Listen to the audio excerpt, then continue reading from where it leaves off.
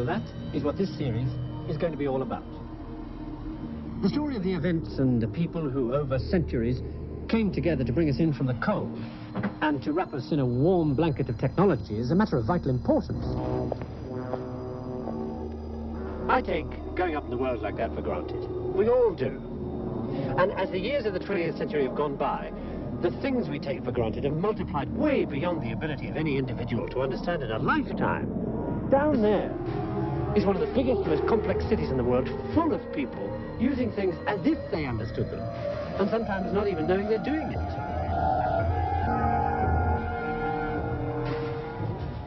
New York City, like all the other major high-density population centers scattered across the Earth, is a technology island.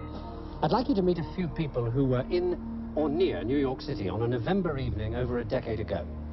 And the reason I'd like you to meet them is because they all have one thing in common. They were all brought to a sudden and catastrophic realization of how vulnerable they were, how dependent on one aspect of that technological network I was talking about. 5:10, Mount Sinai Hospital. Fair enough, I'm just giving you a bit of oxygen to know how we should cycle when you're ready. Okay. The patient, Mrs. Marcana, is expecting twins. 5:15 at Kennedy Airport. At one of the international terminals, on the board, Scandinavian Airlines 911. Scandinavian 911 is on its way into Kennedy. The pilot is veteran Captain Carl Lofsted. Kennedy Approach Control, Scandinavian 911. With information Yankee.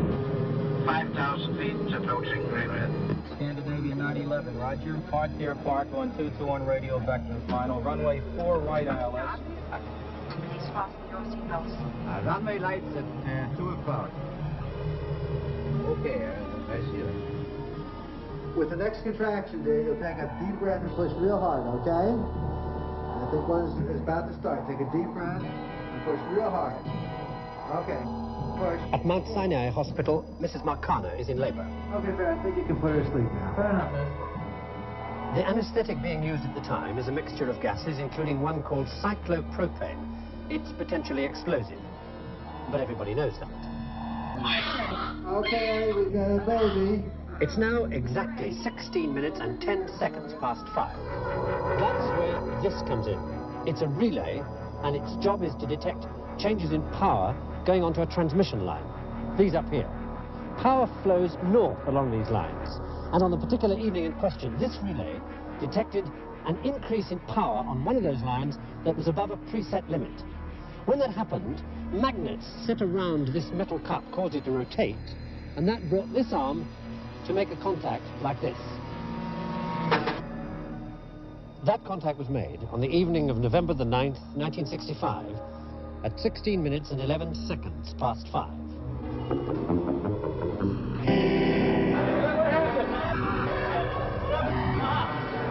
As the network fell apart, links between one energy center and another broke. Instead of 300,000 kilowatts coming into New York to help meet demand, 1.5 million kilowatts were draining out of the city to supply areas now cut off from the network, but still connected like leeches to the New York generators. Here we go again. Here she is. Okay, I've got her. What the hell's going on? It's so excited. At Kennedy Airport, the radar screens went black. And Flight 911 was in trouble. Roland, I got flight warning. Switch number 2 to the ILS. Okay. You know, I have some candles. I like them. This abnormal business of actually talking to anybody on the subway caught on briefly all over New York. Let's put some light on the situation. My birthday anyway. Anybody feel like singing happy birthday to Make a happy situation out of a terrible one. My name? Louise? Happy birthday to you. Happy birthday to you. Happy birthday. But while this journey had taken on a meaning nobody expected, so too, at the hospital, had Mrs. Marcana's delivery of twins, thanks to the anesthetic. There was then a general scurry around to find flashlights, and I immediately commandeered one so I could see what was happening. And Niels, check the radio.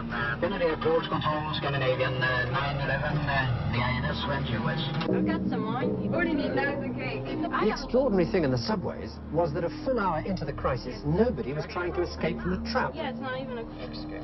Would it be cricket to put one in the end? Yeah. Okay. Now, all we need is the knife. I'm following. Well, the baby was delivered without the lights because you didn't need the lights for the delivery.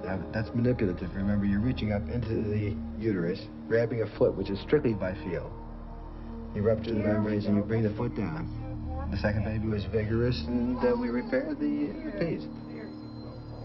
For such a pretty girl. Yeah. Kennedy approach, Scandinavian 911. Captain Lofted had only a few seconds left to make his decision. He was at 2,000 feet, past the airport and heading straight for Manhattan in the darkness. There was only one thing he could do.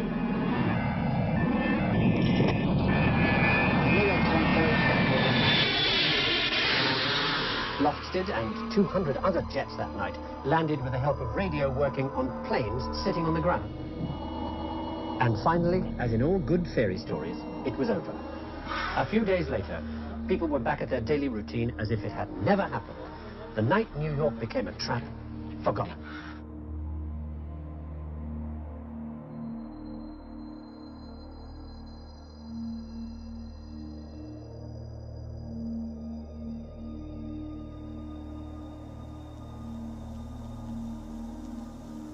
For this woman, the compulsory sheltering and feeding of an extra 8 people. For the family who have fled this house, the immediate requisition of their home. For this man, perhaps imprisonment if he refuses to bill it. 8, I'm not having 8. Sorry, sir, you've got to take 8. I don't mind to, I'm not having 8. I haven't got enough food in there for it. Don't argue. I warn you that under the emergency regulations, with 4 rooms and a kitchen, you can be forced to take 8 people. In a recent mock NATO battle in Europe, using only tactical nuclear weapons and described as a limited engagement, it was estimated that over 2 million non-combatants would have been fatally or seriously injured. David Edward Thornley, age 37, general practitioner in medicine, now on the staff of one of a series of emergency medical aid units being established in preparation for a nuclear strike. Time, 9:11 a.m., September the 18th. Dr. Thornley stops to make an emergency call. Berwick Street, Canterbury.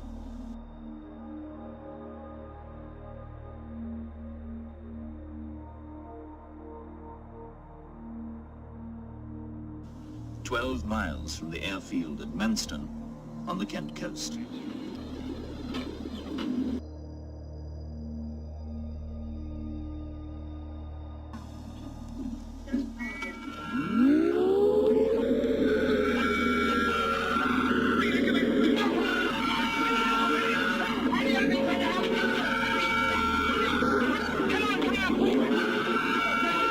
This family couldn't afford to build themselves a refuge. This could be the way the last 2 minutes of peace in Britain would look.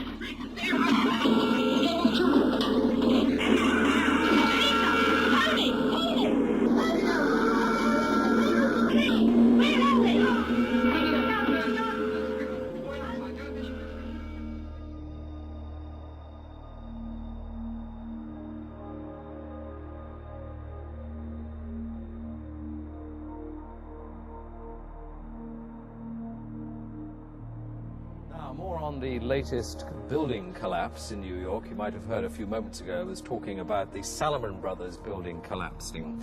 And indeed it has. Apparently that's only a few hundred yards away from where the World Trade Center towers were. And it seems that this was not a result of a new attack.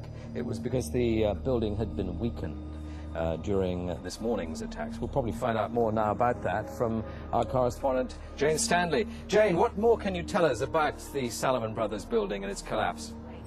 Presumably there were very few people in the Salomon building when it collapsed. I mean, there were, I suppose, fears of possible further collapses around the area.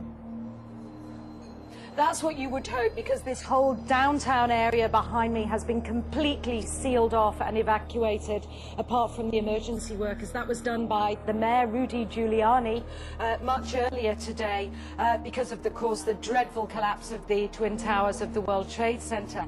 But New York, very much a city still in chaos. The phones are not working properly, the subway lines are not working properly, and we know that down there near the World Trade Center there are 3 schools that are being turned into triage centers for emergency treatment. And Jane, I think many of us, when we heard the news, perhaps on the radio earlier today, were completely flabbergasted by it and just couldn't comprehend it. I mean, it almost sounded too far-fetched. I was wondering what it's felt like for you being in Manhattan. Well, unfortunately, I think we've lost the line with Jane Stanley in Manhattan. Perhaps we can rejoin her and follow that up later.